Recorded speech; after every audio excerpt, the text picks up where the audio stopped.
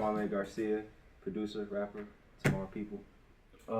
I'm Jeremiah, philosopher, aspiring computer science major, My name is Joshua Lanier, rapper, recording artist, model, aspiring actor. This is going to be a podcast or video Blog, whatever you want to call it. Vlog. That where we're going to touch on everything from societal issues to philosophy, sports, music, the creative process, whatever the hell floats our fancy that day. You know what I mean? Just ride with us. It could be random at times. I expect it's going to be random most of the time.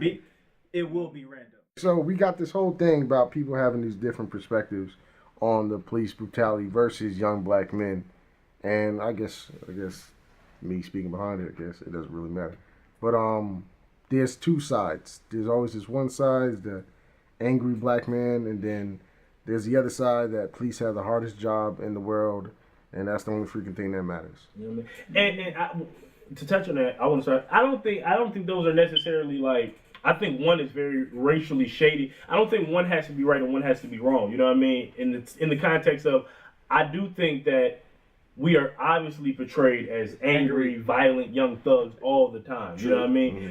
But that does not necessarily mean that police don't have the hardest job in the world or that it's not a dangerous job. You know what I mean? I don't think one argument, as much as people try to bridge it, I don't think one argument necessarily has to do with the other. You know what I mean? Most definitely.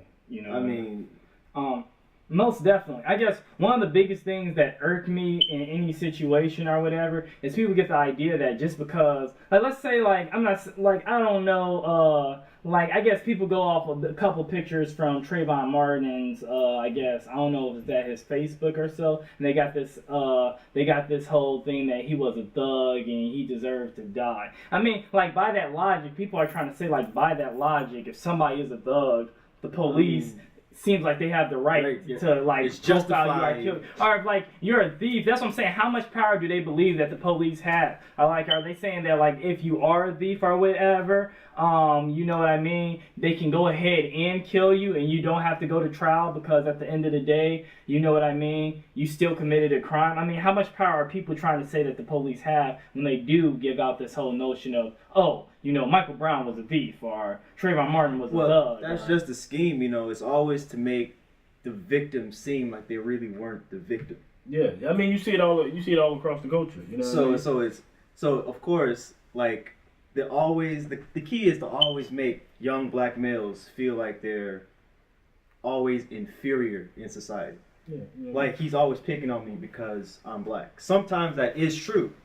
There are racial cops out there. Not all cops are the same. Definitely. But the notion that to try to send the message that you are inferior in society is always... And I think and that permeates the culture in so many ways, not just on black issues, but in general.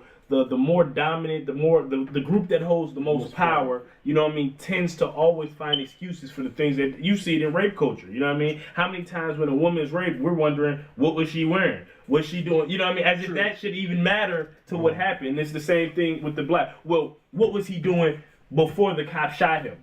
Does that technically matter? I mean, he was unarmed, and last I checked, most of the crime you even accuse him of does not carry the death penalty. Nor even if it did, could you give the death penalty without a court of law first. You know what I mean? Mm-hmm. One of my biggest problems with the Darren Wilson case wasn't even simply him being charged, but they didn't even indict and give us a trial. We're not even saying you had to find him guilty. You know what I mean? But why have a closed, secretive trial in which no one knows? If you really feel he's innocent, put him on trial like you would anyone else. Due process. And let the court system work it out. I mean, but they've already found sketchy shit in that case already. You know what I mean? With, like, the juror and things of that nature or whatever. Yeah, juror number 40. They had witnesses come in, and one of the witnesses was racist or whatever, but she wasn't really a witness or whatever. You know what I mean? They were saying that she was a witness or whatever, but he basically said that he would let anybody come in and say they witnessed the events that happened that day in Ferguson, but he said even if he know that they were false statements. Yeah, and for the record, the witness that he's talking about, excuse me, earlier I said juror 40, I meant witness 40, in which she had one a record where she had already been proved to have lied racially in another case. Mm-hmm. On her Facebook, she is known to have said multiple racial slurs, and it turns out that the feds, when they interviewed her, they found that she was completely incredible, and that the DA's own office felt that she was incredible, yet her story has been, if you watch Fox News with Sean Hannity and stuff, you see that her testimony has been almost used as like a proof of what we're saying. You know, she was the one that made the famous comment that she seen Mike Brown, charged like a football player. You know what I mean? When it turns out that as much as they want that to be true, she never saw that. You know what I mean? And that more witnesses actually testified to her. I mean, not to her, but to Mike Brown, not charged. You know what I mean? You had multiple witnesses that said that after he was shot, he turned around and it was more of a stumble forward than I'm an angry bear. You know what I mean? But it's, again, if you even look at his statements, you know what I mean? I'll show you how they view it. You know what I mean? As big as he is, he said he felt Mike Brown was like Hulk Hogan and he was a child. There's a good possibility he was probably stronger than Michael Brown, because even if Michael Brown's a big dude, right? Darren Wilson is a big dude. Yeah. Not only is Darren Wilson a big dude, he's a grown man that's a trained police officer. Police officers are strong, like, you know. And then not only that, after I mean, was it real? The question was it necessary to use deadly force? You know what I mean? Or, I mean, the DA did a bunch of funny stuff. Like the DA, I don't know if you guys noticed, but the DA actually handed the jury an outdated law that said that the Missouri cops had the right to shoot a fleeing suspect, which was the law before Darren Wilson was even born. You know what I mean? But the Supreme Court had ruled that it's cruel and unusual punishment, struck the law down, and then they wait till the day or a day and a half before that jury was supposed to go meet on the topic to hand them and say, oh, our bad, that was the wrong law, here's the real law. And then when the juries asked them what's the difference, their reply was, well, you know, this isn't a law class, you know what I mean? You can read it, just know that something was wrong with that law, so use this law. I mean, when have we ever left it to the juries? I mean, one juror didn't even know that the Supreme Court overrode state law. So how, if you don't know the most basic premises of how our court system and the judicial system work, how can we expect you to know the minute differences between two Missouri laws? You know what I mean? It's like, are you really? Like, are you really really that? Like, are you really credible to sit?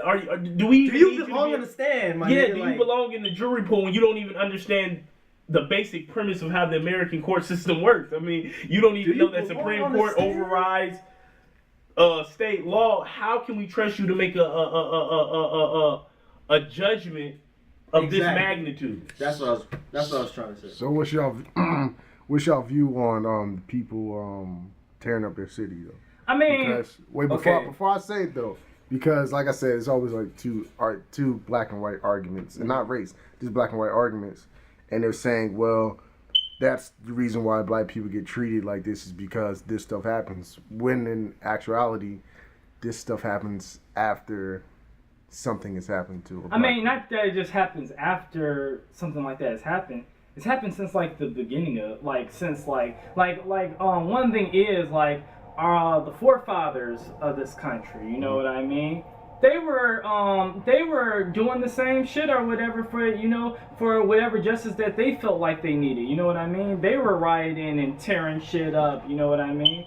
So I mean, this notion that blacks are just the first ones that just started this whole riot thing, although there are whites out there as well that are fighting for the rights as well. Mm-hmm. You know, that's already something that's just simply not true or whatever. Or that's just something that people have always portrayed. But like and that also goes back to that Malcolm X statement of if and again, I'm not saying that I necessarily agree with destroying and rioting and looting, but all I'm saying is like people don't understand that sometimes those tactics are necessary. You know what I mean? Like people don't give Malcolm X and all the ones that were around with Malcolm X. You know what I mean? That that helped out. With like I guess with riots, that weren't as peaceful about it. They don't understand that a lot of times those were the tactics that were needed. You know what I mean?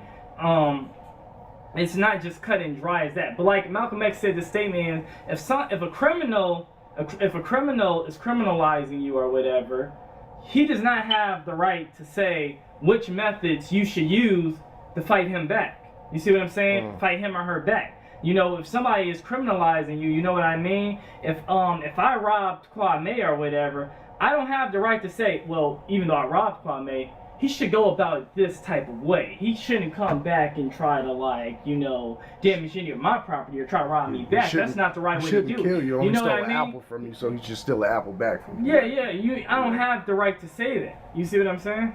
Yeah, and like you said, I mean, rioting has been a part of America since, I mean, the thing we celebrate was rioting in our independence. You know what I mean? The Boston Tea Party that they teach you about, where they dressed up like Native Americans and damaged corporate properties and goods. You know what I mean? I mean, since the beginning of American history, and probably since the beginning of time, people have used revolution and used rioting as a way to send a message, you know what I mean? As opposed to the whole tearing up their own neighborhoods.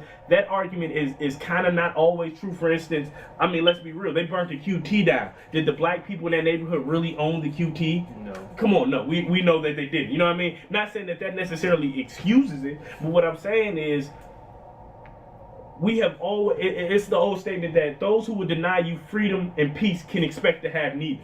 You know what I mean? As long as you oppress the people, as long as you do things, you can't expect them to react in the way that you want them to react. You know what I mean? Especially since we've been peacefully protesting forever. Sometimes that works. Sometimes it doesn't. You know what I mean? Sometimes it does take stronger. I mean, sometimes action has to. Yeah, like the same conservatives that are so against it call themselves the Tea Party, but the Tea Party was rioting. That's what that was. But or how many people said when what's his name, Paterno from the college? Remember when they started rioting at Penn State? You know what I mean? How many of them were called animals? Those white kids. Or when a team or something wins the Super Bowl, they're just drunk at that point. They're just college kids. But when young blacks do it, they're animals. They're tearing up their own neighborhoods, blah blah, whatever have crazy. You. Yeah, they're crazy. As if this came from nowhere. As if this didn't come as a reaction to something. You know what I mean? So it looks like we're just acting out of the blue. I mean, true stuff. Like I can even understand like with like not to go way off, you know what I mean? But like for example, like when Hurricane Katrina, when the events of Hurricane Katrina or whatever, I remember the news portrayed black people as rioting and looting, and whites as survivors. You know what I mean? I mean, I think like there's, but on the same coin too is like there's always. I have no problem with rioting. It's just the way you riot. You know what I'm saying? Like, okay, like, does a store have to be burnt down? No. And yes. I think so. I think it's like. I think. Remember the movie The Purge 2? Yeah. And remember I never seen it. Okay, it was the guy from The Wire, Omar. He was in it, right? Oh, really? And at the end, the rich. It was pretty much rich versus poor, and they was killing off all the poor or whatever like that. But he was saying that the only way we're gonna have change if their blood is spilled. You know what I'm saying? That's why people riot and stuff and all that stuff. You know, it only matters to them when they get affected. When it happens to us, I mean, it's you gotta hit people's pocketbooks sometimes. I mean, the biggest thing that can make a change is if we affect the market. You know what I mean? When you start fucking up businesses' monies and shit like that, like Black Friday, when you don't purchase things on Black Friday, you know, when we start boycotting against things of that nature, against businesses and things of that nature, that's the things that can truly hurt and make a difference. I wanted to see. Yeah, you know what I mean? Now I don't condone, you know what I mean, necessarily, but who am I to judge them? Put in the situation that you've been put in, you know what I mean? The people had tried to do things peacefully, but it was like you got nowhere. Even after that, then you had Eric Garner, in which the New York Police Department said that the chokehold is an illegal move. You know what I mean? And yet they still found, and then the coroner said he died from the chokehold. That was an illegal move, but we're not going to indict you. I mean, at what point does it has to, you know, does it cross that you may be at war. You know what I mean? I don't even think that even some of the white people that may be on the side that I think is racist are necessarily racist in the sense that they hate black people. You know what I mean? Some of it is just built into the society, so ingrained into the mindset and the mentality that some of them don't even see it. I mean, that's what sucks is, how do you stop racism when people don't understand what's racist? Like, a lot of people, you can meet tons of white people or something like that, and they may not necessarily really like literally hate you the same way as somebody that was a KKK member.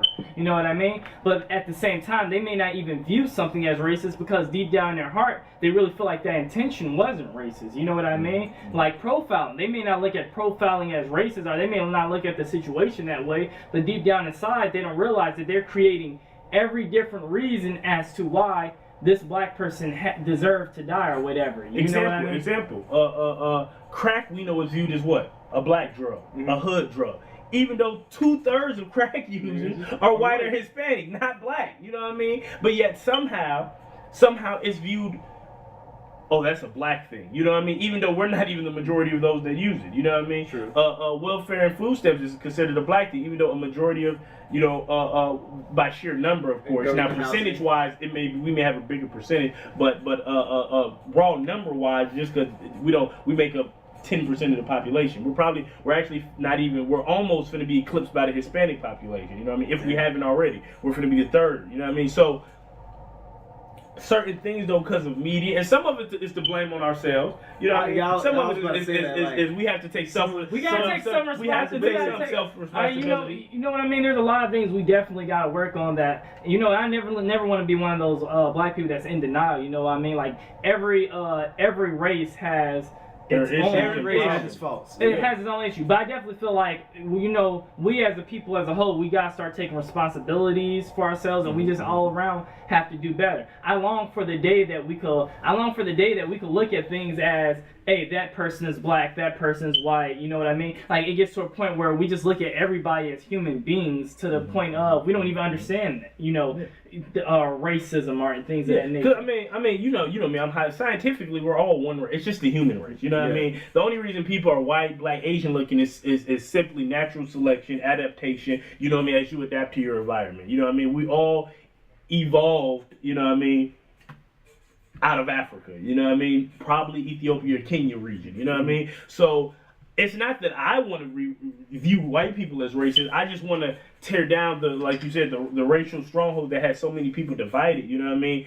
And get people to view things differently. You know what I mean? Or for instance, I actually don't have. If you're black and you commit a crime, you should go to jail. You know what I mean? I'm not one of those. I'm not one of my nigga. Yo. Yeah, free homie. Ooh, he killed 10 people. No, free that nigga anyway. No, leave that nigga here. You know what I mean? My only thing is, how is it that 2/3 of crack users are white, but 80% of crack convictions are black? You know what I mean?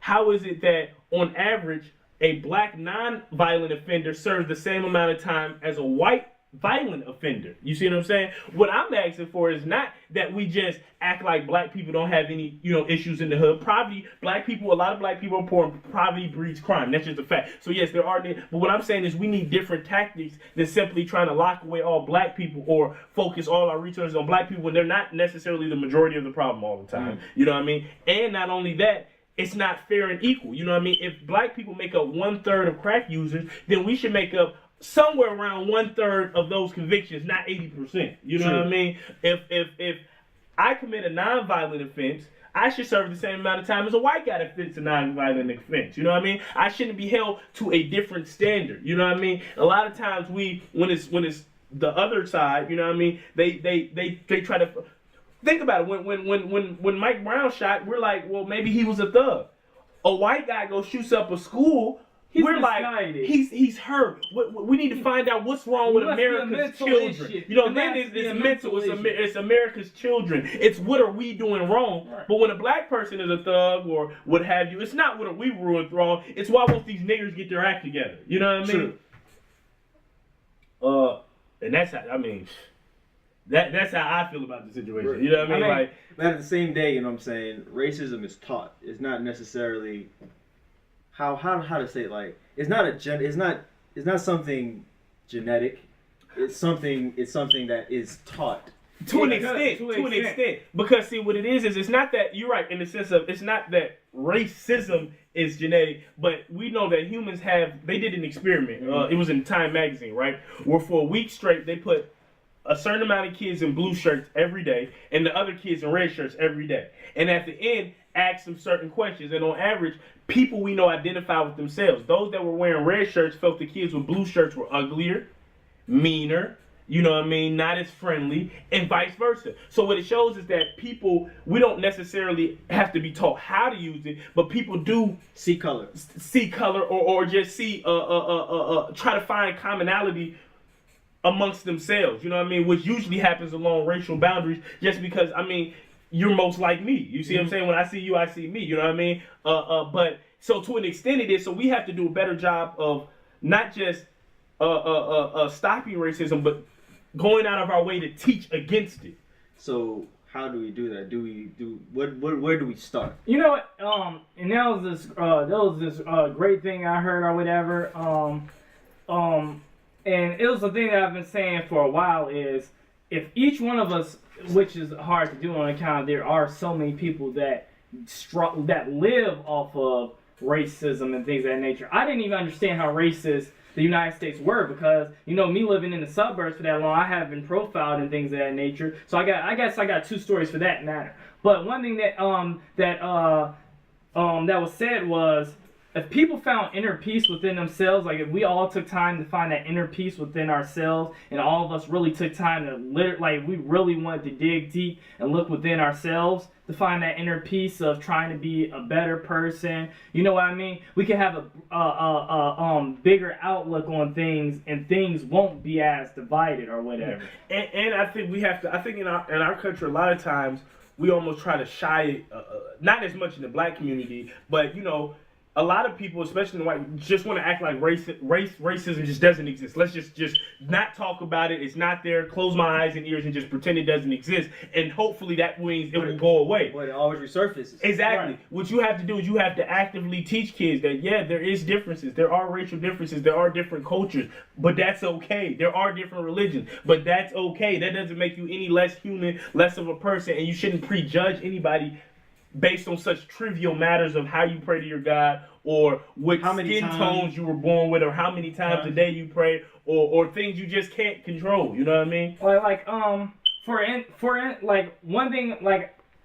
One thing I picked up or whatever was the other day, a couple weeks ago, you know, me and Jeremiah, we were in the neighborhood or whatever, and we're just walking around the neighborhood. You know what I mean? And basically, you know, this dude pulls up and he's like, you know, we heard complaints that, you know, y'all are, you know, smoking weed or whatever, you know, which we weren't. We were walking around the neighborhood, but they were like, we heard complaints that y'all were smoking weed, which we weren't.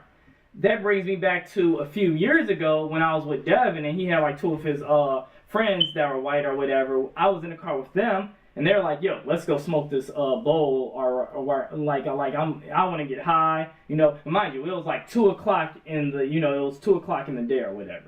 And I mean, bright, sunny summer day. And we just smoked it outside in an apartment complex, like nothing, like just outside, like it was nothing, you know. Never the police did nothing. You know what I mean? Gotta have white friends.